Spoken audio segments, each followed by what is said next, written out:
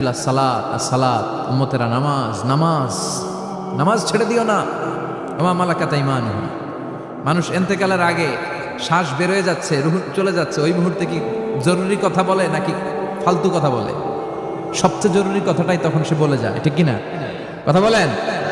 বিষ্ণু বলেছিলেন নামাজ। তাহলে এই সালাতের গুরুত্ব আছে না নাই? সর্বপ্রথম এই সালাতের ব্যাপারে in the day of judgment আমাদেরকে প্রশ্ন করবে কে? সালাতে কায়েম করো, সালাতে কায়েম করো, হবে সম্মানী তুমি, হবে জান্নাতি তুমি, হবে সম্মানী তুমি, হবে জান্নাতি তুমি, দিবে কাল হাসরে শীতল ছায়া হারশে আজিম, রব্বিয়াল আলা রব্বিয়াল আযীম, রব্বিয়াল আলা রব্বিয়াল আযীম। সুবহানাল্লাহ পড়ে। এজন্য নামাজ নামাজ এই নামাজ যাতে মিস হয়ে না যায়। সব মিস হতে পারে, নামাজ মিস হতে পারে না। আল্লাহ তুমি বুঝার তৌফিক দান করো। সকল প্রশংসার মালিককে, সকল ক্ষমতার উৎসকে, কেউ যেটা পারে না পারে কে? সে আল্লাহর জন্য পড়ছে আলহামদুলিল্লাহ।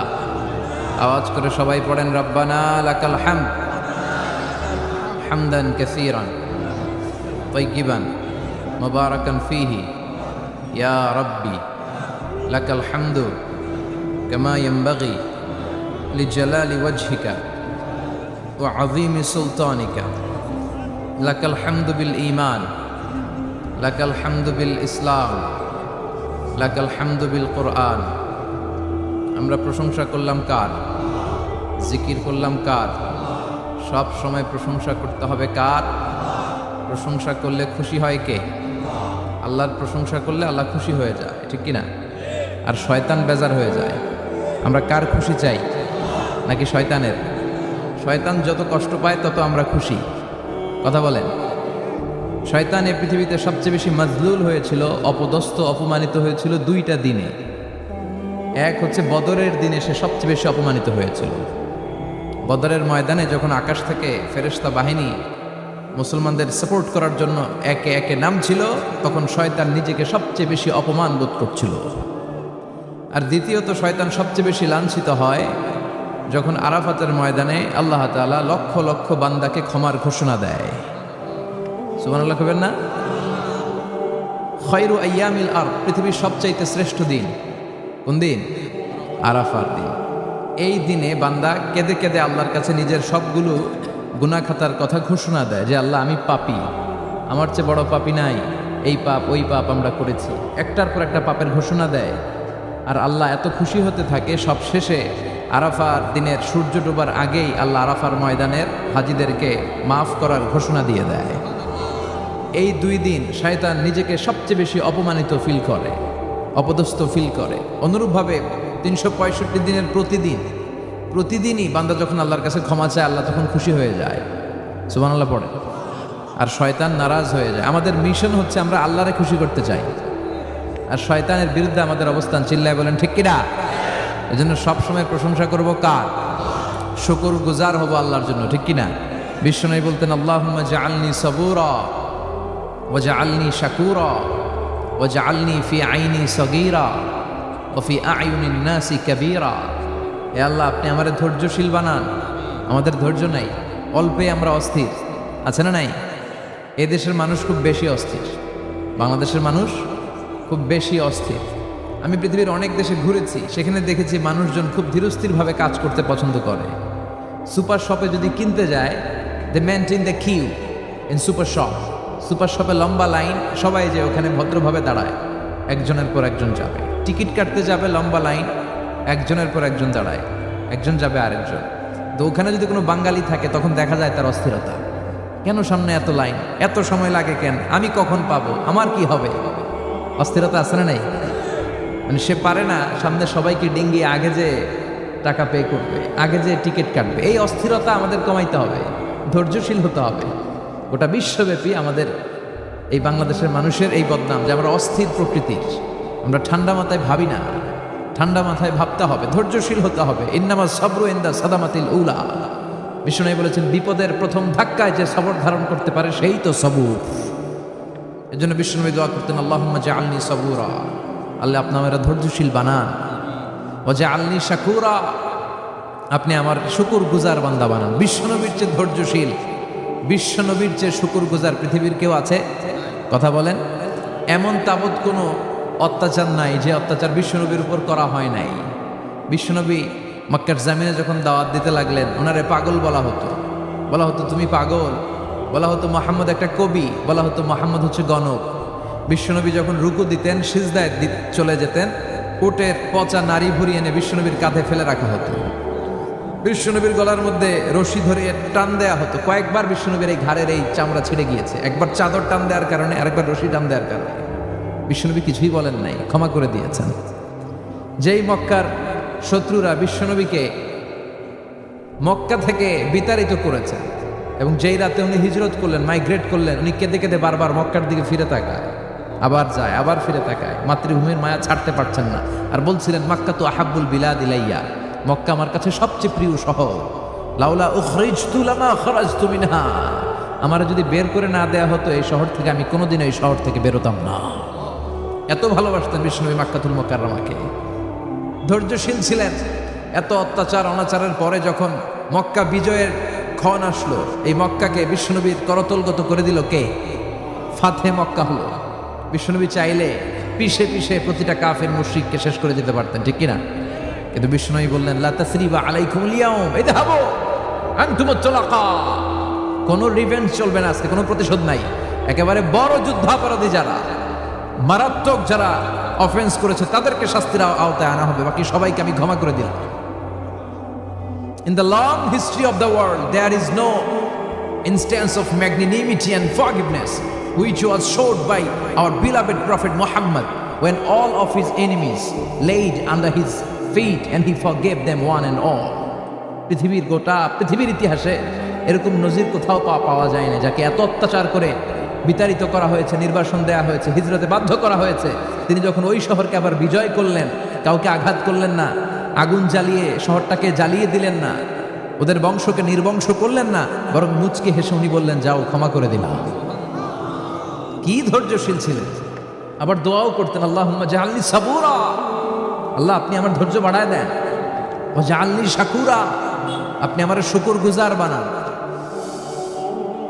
ওয়া জাআলনি ফি আইনি সাগীরা, আল্লাহ আমার চোখে আপনি আমার ছোট বানান, ওয়া ফি আইনিন নাসি কাবীরা, আল্লাহ মানুষের চোখে আপনি আমারে বড় বানান। কি মানুষ ছিল, নিজের চোখে নিজে ছোট থাকতে চাইতেন। আমরা নিজের চোখে নিজের বড় মনে করি, এরকম ডাকাইত আছে না নাই? নিজেরাই নিজে মনে করে কত বড় সাহেব, লাট সাহেব। মান তাওয়াদাআ তারাফা, এটা হচ্ছে সুন্নাতুল্লাহি ফিল আরদ। মান তাওয়াদাআ তারাফা, যে নিচে নেমে থাকতে চায় আল্লাহ ওরে টেনে উপরে উঠায়, আর যে খালি উঠতে চায়, হিংসা করে অহংকার করে উপরে ঠেলতে চায়, ওরে নিচে নামায় দেয় কে?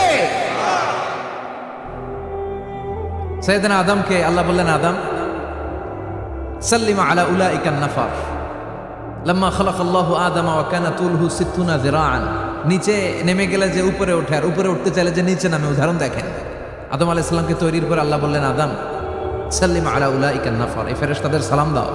কি দাও? সালাম দাও। কোনো প্রশ্ন নাই, আল্লাহ সালাম দিব কেন? ফেরেশতারা আমারে দিব না কেন? আমি আগে দিব কেন? কথা আছে কোনো? যেই সালাম দিলেন, সালাম দেওয়ার সাথে সাথে ওনার মর্যাদা বাড়িয়ে দিল কে? এত মর্যাদা বাড়ালেন যে নূরের ফেরেশতারা মাটির আদমকে সেজদা দিতে বাধ্য হয়েছে। চিৎকার করে বলেন ঠিক কিনা? তুমি মাটির আদমকে প্রথম সৃষ্টি করিয়া ঘোষণা করিয়া দিলে শ্রেষ্ঠ বলিয়া, তাই তো নূরের ফেরেশতা করে আদমকে সেজদা, সবার চেয়ে সম্মান দিলে মাটির আদমকে। আল্লাহু আল্লাহু পড়েন, আল্লাহু আল্লাহু তুমি জাল্লে জালালুহু, শেষ করা তো যায় না গে তোমার গুণগান। আল্লাহু আল্লাহু, সুবহানাল্লাহ পড়েন। কি সম্মান আল্লাহ বাড়াই দিলেন। আল্লাহ বললেন, আদম আজকে থেকে তুমি আশরাফুল মাখলুকাত, তুমি খলিফাতুল্লাহ ফিল আরদ, তুমি পৃথিবীতে আমার খলিফা, ভাইস জেরেন্ট অফ আল্লাহ। আল্লাহর খলিফা, আল্লাহর আহকামগুলো পালনের জন্য ভাইস জেরেন্ট। চুরি করলে হাত কেটে দাও, কার আইন? এই কাজ আদম তুমি দুনিয়াতে যেয়ে করবে। জিনা করলে ডেথ পেনাল্টি, হেড অফ, শিরচ্ছেদ করে দাও, কার আইন? খলিফা হিসেবে মানুষ এসে করবে। মানুষকে আল্লাহ আশরাফুল মাখলুকাত বানিয়ে দিলেন, নিচু হয়েছে বড় বানিয়ে দিলেন। আর শয়তানের অবস্থা কি? শয়তানকে আল্লাহ বললেন সেজদা দে আদমকে। শয়তান যুক্তি দাঁড় করিয়েছে, খালাকতাহু মিন তিন খালাকতানি মিন নার ওয়া খালাকতাহু মিন তিন। আল্লাহ, আপনি আমারে বানাইছেন আগুন দিয়া, কি দিয়া? আগুনের ধর্ম উপরের দিকে ওঠে আর মাটির ধর্ম সে নিচে পড়ে থাকে, আমি কেন সেজদা দেব? শয়তানকে চিরকালের জন্য ইবলিস মালউন, অভিশপ্ত আর জাহান্নামী হিসেবে ঘোষণা দিয়ে দিল কে? এজন্য আপনি ছোট থাকতে চাইবেন, আপনারে বড় বানাবে কে? আর আপনি নিজে যদি বলেন আমি বড়, থাপ্পড় মেরে আপনারা নিচে নামাই দিবে কে? এজন্য বিশ্বনবী দোয়ায় বলতেন, আল্লাহুম্মা জাআলনি সাবুরা ওয়াজআলনি শাকুরা ওয়াজআলনি ফি আইনি সাগীরা ওয়া ফি আ'য়ুনিন নাসি কাবীরা। ও আল্লাহ, আপনি আমারে ধৈর্যশীল বানান, আপনি আমারে শুকরগুজার বান্দা বানান, আমার চোখে আমারে আপনি ছোট বানান, মানুষের চোখে আপনি আমারে বড় বানান।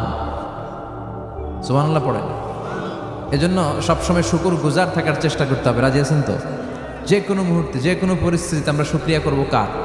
চিল্লায় বলেন কার? আমরা যেন বেশি বেশি আল্লাহ তাআলার শুকরিয়া আদায় করতে পারি। আল্লাহ তুমি তৌফিক দাও। সবাই পড়ি আমিন। উত্তর চান্দোলা হিলফুল ফুজুল ইসলামী সংগঠনের উদ্যোগে আজকের এই তাফসীরুল কোরআনের প্রোগ্রাম। হিলফুল ফুজুল নামটা আমার বড্ড প্রিয়।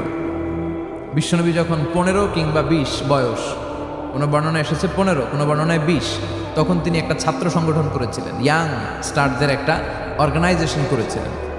ওটার নাম তিনি দিয়েছিলেন হালাফুল ফুদুল। হালাফুল ফুদুল, ওইটারই আমরা বাংলায় কি বলি? হিলফুল ফুজুল। হালাফ মানে শপথ, oath, we take an oath in the name of Allah. আল্লাহর নামে শপথ নেয়ারে বলে হালাফ। আর ফাদিলা, ফাদলুন, এগুলোর প্লুরাল হচ্ছে ফুদুল। ফুদুল মানে ভালো কাজ। ভালো ভালো কাজের উপর বিশ্বনবী যুবকদেরকে একত্রিত করলেন যে মক্কা শহরে কোনো টেন্ডারবাজি চলবে না, কোনো চাঁদাবাজি চলবে না, দুর্বলের উপর সবলের অত্যাচার চলবে না, জালিমের জুলুম চলবে না, হত্যা চলবে না, ধর্ষণ চলবে না, রাহাজানি চলবে না। মক্কা শহরটারে শান্তির শহর বানাতে হবে। যুবকরাই দায়িত্ব কাঁধে নিয়েছে। কারা? মুরব্বীরা না, যুবকরা। যুবকদের আছে প্রাণ ঢালা উচ্ছ্বাস, অনেক শক্তি। এজন্য যুবকদেরকে ভালো কাজে আসতে হবে। যুবকরা চাইলে এই দেশের চেহারা পাল্টে দিতে পারে। এদেশে যুবক ভোটার আছে কয়জন জানেন? নতুন করে যুবক ভোটার হয়েছে 2 কোটি। কয় কোটি? 2 কোটি না? Can you imagine that? কল্পনা করতে পারেন? They can change Bangladesh, they can change the face of Bangladesh. তারা 56,000 বর্গমাইলের এই বাংলাদেশের চেহারা পাল্টে দিতে পারে। তাদের অনেক শক্তি। এই জন্য যুবকদের এই শক্তি কাজে লাগাতে হবে। ফ্যান্সি ডিল, গাঁজা, ইয়াবা, হিন্দি সিনেমা, এগুলোর পিছনে দৌড়ানো যাবে, পর্নোগ্রাফির পিছনে ছোটা যাবে। যুবক বয়সে ভয় করতে হবে কারে? চিল্লায় বলেন কাকে?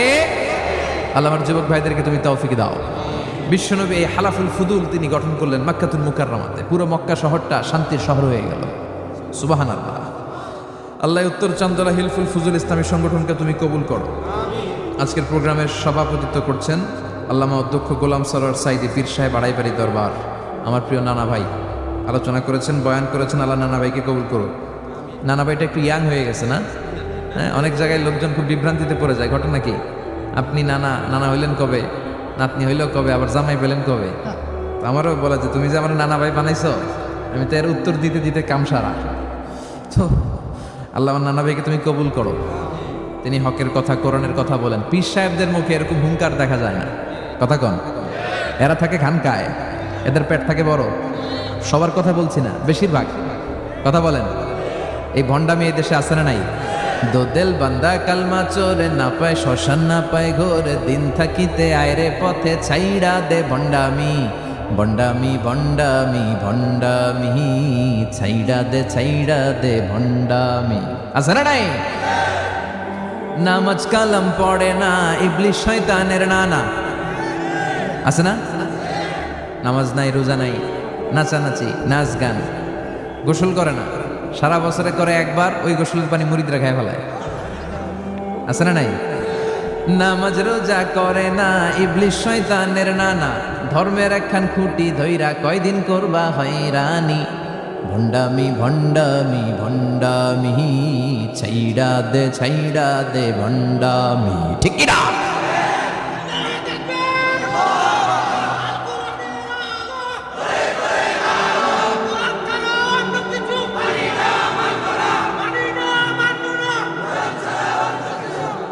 তো এই ভণ্ড পীরও পীর, আমার নানা ভাইও পীর। কথা কন? পীরে পীরে পার্থক্য আছে না নাই? পীরে পীরে পার্থক্য আছে, এজন্য পীর চিন্তা হবে। এদেশে এই পাক ভারতে ইসলাম প্রচারে ওলিয়া উলিয়াদের, পীর মাশায়েখদের অবদানের কোনো শেষ নাই, কিন্তু চিন্তা হবে, কষ্টি পাথর দিয়ে যাচাই করে নিতে হবে। কারণ এই পীরের আদলে অনেক ভণ্ড এই বাংলার জমিন আছে না নাই? এই ভণ্ডদের সাথে আমাদের কোনো সম্পর্ক নাই। ওনার দরবারে আলোচনা হয়, সাইয়্যিদ কামালউদ্দিন জাফরি সাহেব যায়, আমরা যাই, দেশ বরেণ্য ওলামায়ে কেরাম আমরা যাই, যারা হকের কথা বলে, যারা কোরআন সুন্নাহর আলোকে বলে, কোনো ভণ্ডামি নাই। যাবেন, প্রতি বছর যাবেন। এরপরে যে কেরাত সম্মেলন হবে না এবার 17ই ফেব্রুয়ারি, আমার প্রোগ্রাম যশোর। আমাকে অনেক বলেছিল থাকতে পারলে আমিও কোরআন নিয়ে কিছু কথা বলে আসতে পারতাম, শুনে আসতে পারতাম কারীদের তেলাওয়াত। যাবেন আপনারা, দাওয়াত করে দিলাম। আল্লাহ আজকের সভাপতিকে তুমি কবুল করো। তারপরে আজকে কথা বলেছে মাওলানা রফিকুল ইসলাম ভুইয়া সাহেব, আমাদের সভাপতি সিরাতুন নবী ফাউন্ডেশনের, চান্দোলার না? রফিক ভাইরে চিনে না এমন কেউ নাই, এজন্য আর কিছু বলতেছি না আপনার নামে। আল্লাহ রফিক ভাইরা তুমি কবুল করো। গোলাম কবির চৌধুরী আল আজহারি আসতে পারে নাই, আমার বন্ধু মানুষ, একসাথে পড়াশোনা করেছি। এরপর আমার এক মিতা মিজানুর রহমান আতিকি আমার আগে আলোচনা করেছে, আল্লাহ তাকেও তুমি কবুল করো। সালাত নিয়ে কথা বলতেছিলেন। সালাত আউয়ালু মা ইউহাসাবু বিহিল আবদু ইয়াউমাল কিয়ামাতি আস-সালাত। কিয়ামতের দিন সর্বপ্রথম হিসেব নেওয়া হবে নামাজের, সালাতের। সালাত চিনেন তো? কুরবানির গোশত খাওয়ার মাঝখানে যেটা খায় ওটা, হ্যাঁ? এটারে বাংলায় আমরা নামাজ বলি, কি বলি? নামাজ। বিশ্বনবী ইন্তেকাল করবেন, রুহু বের হয়ে যাচ্ছে, 2-3টা শব্দ বললেন, এর মধ্যে একটা ছিল সালাত। সালাত, উম্মতেরা নামাজ, নামাজ, নামাজ ছেড়ে দিও না, আমা মালাকাত ঈমানুহুম। মানুষ ইন্তেকালের আগে শ্বাস বের হয়ে যাচ্ছে, রুহু চলে যাচ্ছে, ওই মুহূর্তে কি জরুরি কথা বলে নাকি ফালতু কথা বলে? সবচেয়ে জরুরি কথাটাই তখন সে বলে যায়, ঠিক কিনা? কথা বলেন। বিষ্ণু বলেছিলেন নামাজ। তাহলে এই সালাতের গুরুত্ব আছে না নাই? সর্বপ্রথম এই সালাতের ব্যাপারে in the day of judgment আমাদেরকে প্রশ্ন করবে কে? সালাত কায়েম করো, সালাত কায়েম করো, হবে সম্মানী তুমি, হবে জান্নাতি তুমি, হবে সম্মানী তুমি, হবে জান্নাতি তুমি। দিবে কাল হাসরে শীতল ছায়া আরশে আজিম, রব্বিয়াল আলা রব্বিয়াল আযীম।